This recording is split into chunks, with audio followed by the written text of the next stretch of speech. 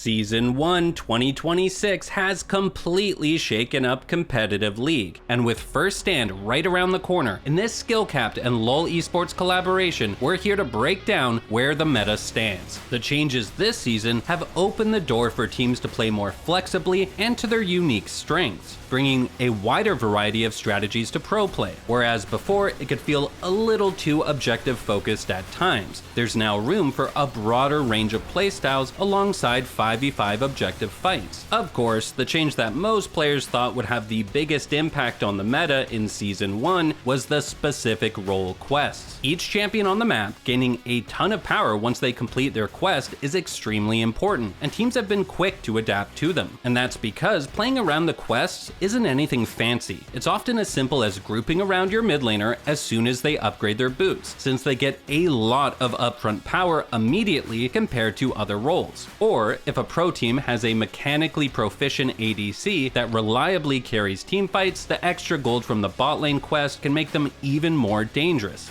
In Season 1, it's no longer simply about trying to contest every single objective and securing feats of strength in the early game. The immediate and scaling strength that each quest provides gives teams the freedom to dictate their own pace, whether that's snowballing quickly through lanes like mid or playing patiently through the scaling quests. We want to set our eyes somewhere other than quests though, because this season brought one of the biggest changes to macro in League history. One that teams are still trying to adapt to: the minion spawn changes. Instead of a static 30-second timer, minions now ramp up their spawn rate over time, spawning every 25 seconds in the mid game and 20 seconds late. That 25-second spawn timer in the mid game might not sound like a big deal, but it's an extremely huge change that many teams are trying to take advantage of. Think about it like this: the difference between a regular recall and a Baron empowered one feels like night and day, right? It's just 4 seconds, but it feels super nice to get back to your base almost instantly. Now, apply that same idea to minion spawns changing. That 5-second difference from 30 to 25 in the mid game means that waves are hitting the map much faster now. The foundation of almost every single macro decision in pro play lies in a player picking up a wave and then moving in between wave spawns to do something else. Ideally, they then return to the lane before their opponent can pressure a tower with the next wave. This used to be a 30-second window for the entirety of League's existence. These days, that window is much smaller,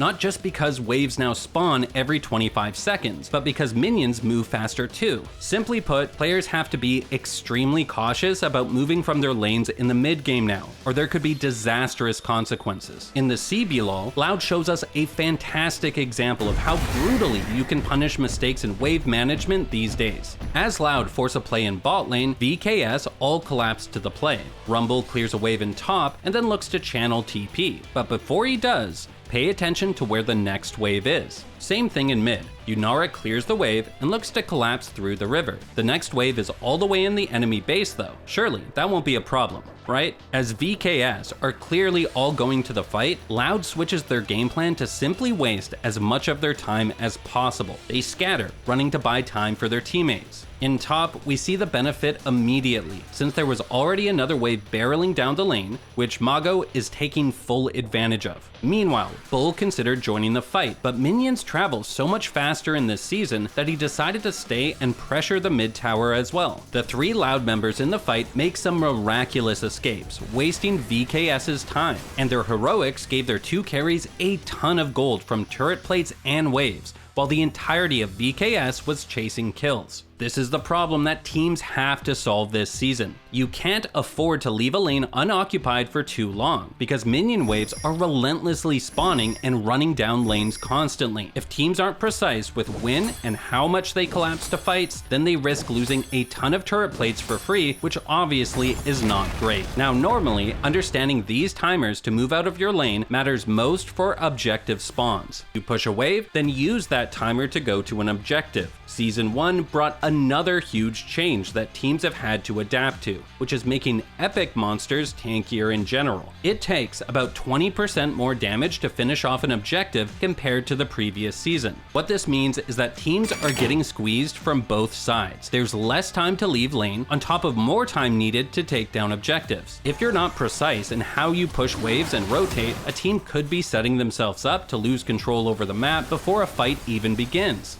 No team is taking advantage of this nearly as well as the LCK's Gen G. Their objective setups based on these new timers and objective buffs are second to none. Every wave push and every rotation are timed to perfection. Let's break down one of their best. At 15 minutes as Herald spawns, Gen G is taking control over the river, wanting to force the objective. But there's a couple of issues. First, Keen needs to base, so this isn't the best time to hard force a fight. This means that Zeus gets to clear this wave, and now has a timer to move towards the fight. Gumayushi is also quite strong, and gets to clear the wave first in mid, and move first. This is Gen G's dilemma. You never want to play on your opponent's timers to move. You always want to play on your own timers. So they get tricky. They start hitting the Herald, baiting HLE that they're forcing the fight. But then Chovy just drags the Herald with him, leashing it forever and resetting it to full HP by the time Hanwha gets there. And what did we just learn? Waves spawn more often, so there's already more minions for Chovy to pressure with in top. The beauty of Gen G's play is that because Herald is now tankier than before, and there's already a wave to play off of in top, the Herald reset is brutal for Hanwha. They're already getting pressured again in top, so HLE literally doesn't have the time to secure the objective. They're forced back, and you can see Zeka awkwardly go back to top lane. Now it's Gen G's timer because they got the push advantage, and with Chovy doing so much DPS, the Herald is under actual threat. This is why small macro details like this are so important. Hanwha is now forced to rush and face check the river into a barrage of spells because they're late to the play. HLE are forced to face check into a Nico ult that was almost impossible to avoid.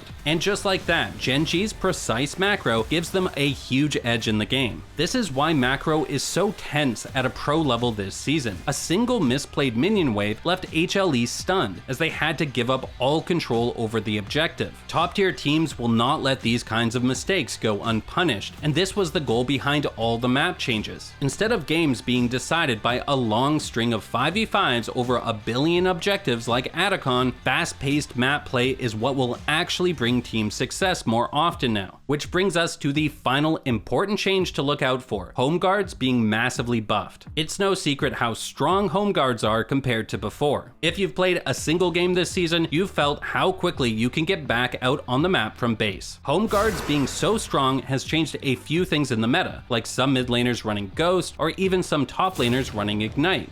He goes in onto Kana, who goes overheated. Broken Blade getting burned to a crisp. Since Homeguards can let you get through the laning phase without relying on teleport. But the biggest moments to watch out for at first stand are players using the movement speed to run straight through a lane and gank an opposing member. This isn't a revolutionary strategy, as many teams are utilizing this tactic, but certain teams like T1 love doing side lane collapses like these to get big advantages in certain lanes. The goal is to take advantage of how quickly a player can enter a lane thanks to Homeguards to secure a lead. The key detail is being able to cover the lane left absent. As we just broke down, you do not want to leave lanes alone for too long this season. So being able to get back to their own lane quickly or have a teammate cover while making use of this strategy is pivotal for things to go well, and T1 is pretty good at this. As you watch First Stand, the most important thing you can look out for during draft phases are champions with long-range engage tools. Ganking through lane doesn't work all that well if you can't actually reach your opponent. So champions with good engage potential like Camille, Nocturne, Talia, or Bard are all picks that are likely going to try a Homeguards gank during the game. T1 in particular loves using this strategy so much that they will literally pick team comps with 4 champions that can hard engage through, and they constantly look for opportunities to win the map with numbers by taking advantage of Homeguards rotations. Notice how Pays, after clearing this wave, immediately begins recalling, knowing that T1 is setting up in top. He buys tier 2 boots to make his rotation even faster and starts running through lane to get to top. You can see how safe DK felt with all their wards in the river. Normally, an ADC would rotate this way after pushing mid, but Pays is avoiding all that vision by basing and running through lane. So, as this 3v3 breaks out and it looks like maybe DK is about to turn things with a great Wukong ultimate, Pays joins out of nowhere, guaranteeing T1 wins force the fight. Meanwhile, Corki just ran straight back mid, not considering the potential fight that he could have joined top by using Homeguards to run there, instead of back mid. T1 has mastered these rotations better than most teams. Their ability to quickly break a side lane apart with a gank gives them a huge advantage, especially because they rarely drop anything on the other side of the map. T1 is very disciplined about making plays like these with a teleport available to cover other areas, so they lose no towers or farm in the process. And that is your quick rundown covering the biggest changes to Season 1's macro. You should be ready to watch First Stand and have a way better understanding of what's going on. Make sure you're paying attention to how teams are playing waves before making plays on the map. And if you see teams draft champions with long engaged tools, then you're likely going to see some explosive Homeguards ganks. Enjoy the tournament and catch ya in the next skill-capped LoL Esports collab.